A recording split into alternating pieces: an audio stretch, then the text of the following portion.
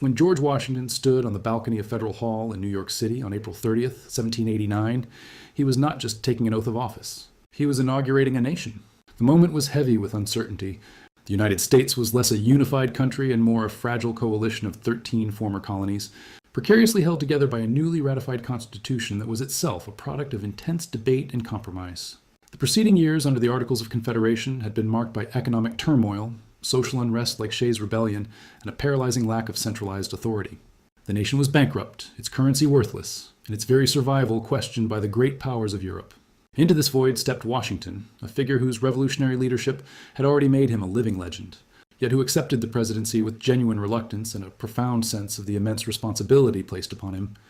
Politically, Washington stood alone. He was the only U.S. president to be elected unanimously, not once, but twice, a testament to his unparalleled public stature. He belonged to no political party and, in fact, warned against the dangers of factionalism in his later farewell address. However, his political sympathies clearly aligned with the Federalists, who advocated for a strong central government. His vision for America was one of national unity, fiscal stability, and respected authority on the world stage. He believed the federal government needed the power to tax, to raise an army, to regulate commerce, and to speak for the nation with a single, decisive voice. This stood in contrast to the anti-federalists, who feared that a powerful central government would trample on the rights of states and citizens, echoing the tyranny they had just fought a war to escape. Washington's task, therefore, was to prove that this new model of governance, this great experiment, as he and others called it, could be both effective and republican, powerful yet respectful of liberty.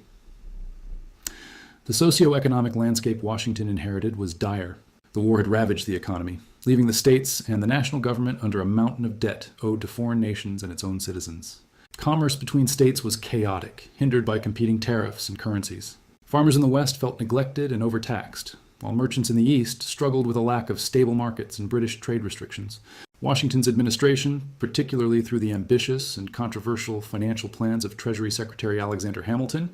would tackle these issues head-on. The federal assumption of state debts, the creation of a national bank, and the establishment of a national currency were radical measures designed to forge a single, integrated American economy and restore public credit. These policies laid the financial bedrock of the United States, but also deepened the ideological fissures that would soon give rise to the first political parties. Washington's legacy is defined by the precedents he set. Every action he took as the first president, from forming a cabinet of advisors, to asserting federal authority during the Whiskey Rebellion, to voluntarily stepping down after 2 terms, created the mold for the American presidency. He understood that he was walking on untrodden ground, and that his conduct would have lasting implications. He successfully navigated the nation through its perilous infancy, keeping it out of European wars, stabilizing its economy, and most importantly, demonstrating that Republican government could work on a continental scale. He did not solve every problem, and the deep-seated conflicts over slavery and states' rights would continue to plague the nation. But by the end of his tenure, the United States was no longer just a concept. It was a functioning reality, a sovereign nation with a government that had earned the respect, however grudging, of its people and the world. This is George Washington's first inaugural address with central themes of resolve. Fellow citizens of the Senate and of the House of Representatives, among the vicissitudes incident to life, no event could have filled me with greater anxieties than that of which the notification was transmitted by your order, and received on the 14th day of the present month. On the one hand, I was summoned by my country, whose voice I can never hear but with veneration and love, from a retreat which I had chosen with the fondest predilection, and, in my flattering hopes, with an immutable decision, as the asylum of my declining years, a retreat which was rendered every day more necessary as well as more dear to me by the addition of habit to inclination, and of frequent interruptions in my health to the gradual waste committed on it by time. On the other hand, the magnitude and difficulty of the trust to which the voice of my country called me, being sufficient to awaken in the wisest and most experienced of her citizens a distrustful scrutiny into his qualifications, could not but overwhelm with despondence one who, inheriting inferior endowments from nature and unpracticed in the duties of civil administration,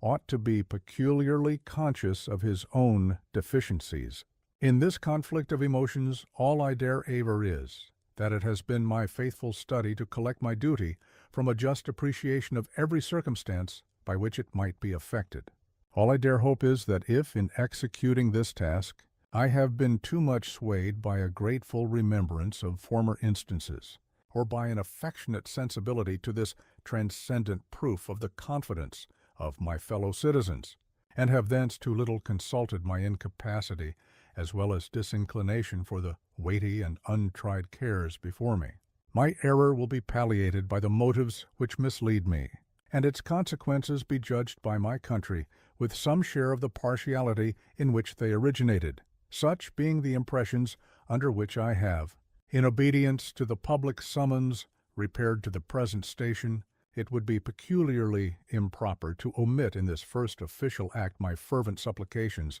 to that Almighty Being who rules over the universe, who presides in the councils of nations, and whose providential aids can supply every human defect, that his benediction may consecrate to the liberties and happiness of the people of the United States a government instituted by themselves for these essential purposes, and may enable every instrument employed in its administration to execute with success the functions allotted to his charge. In tendering this homage to the great author of every public and private good,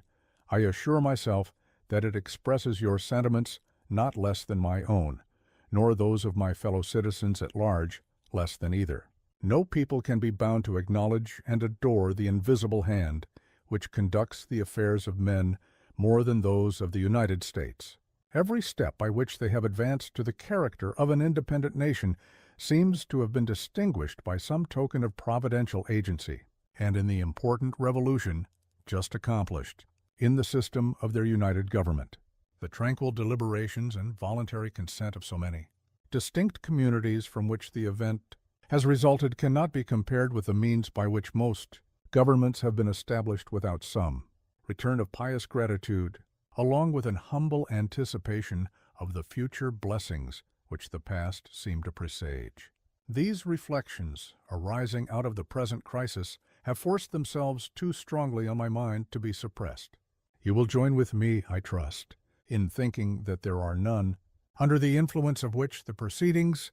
of a new and free government can more auspiciously commence by the article establishing the executive department. It is made the duty of the President to recommend to your consideration such measures as he shall judge necessary and expedient. The circumstances under which I now meet you will acquit me from entering into that subject further than to refer to the great constitutional charter under which you are assembled, and which, in defining your powers, designates the objects to which your attention is to be given. It will be more consistent with those circumstances, and far more congenial with the feelings which actuate me, to substitute, in place of a recommendation of particular measures, the tribute that is due to the talents, the rectitude, and the patriotism which adorn the characters selected to devise and adopt them. In these honorable qualifications I behold the surest pledges that as on one side no local prejudices or attachments, no separate views, nor party animosities,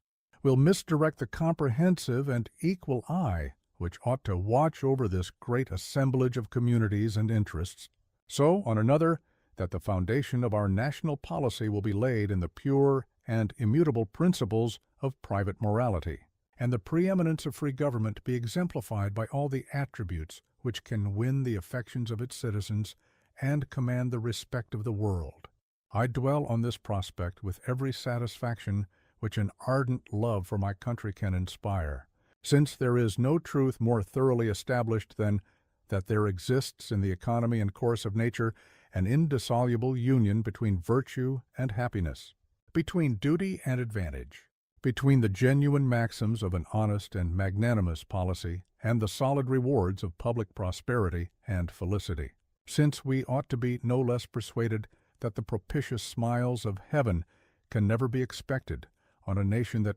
disregards the eternal rules of order and right which heaven itself has ordained. And since the preservation of the sacred fire of liberty and the destiny of the republican model of government are justly considered, perhaps as deeply, as finally, staked on the experiment entrusted to the hands of the American people,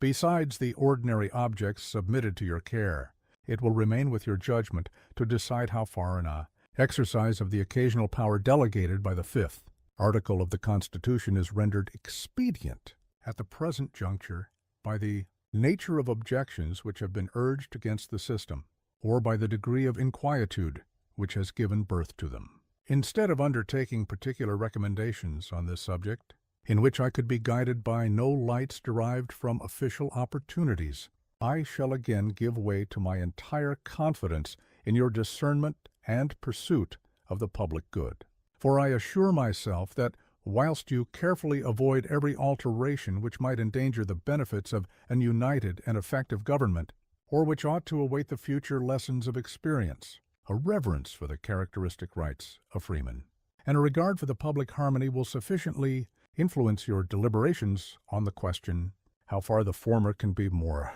impregnably fortified, or the latter be safely and advantageously promoted. 2. The foregoing observations I have one to add, which will be most properly addressed to the House of Representatives. It concerns myself, and will therefore be as brief as possible. When I was first honored with a call into the service of my country, then on the eve of an arduous struggle for its liberties, the light in which I contemplated my duty required that I should renounce every pecuniary compensation. From this resolution I have in no instance departed, and being still under the impressions which produced it, I must decline as inapplicable to myself any share in the personal emoluments which may be indispensably included in a permanent provision for the executive department, and must accordingly pray that the pecuniary estimates for the station in which I am placed may, during my continuance in it, be limited to such actual expenditures as the public good may be thought to require. Having thus imparted to you my sentiments as they have been awakened by the occasion which brings us together, I shall take my present leave, but not without resorting once more to the benign parent of the human race in humble supplication that, since he has been pleased to favor the American people with opportunities for deliberating in perfect tranquillity, and dispositions for deciding with unparalleled unanimity on a form of government for the security of their union and the advancement of their happiness, so his divine blessing may be equally conspicuous in the enlarged views, the temperate consultations, and the wise measures on which the success of this government must depend.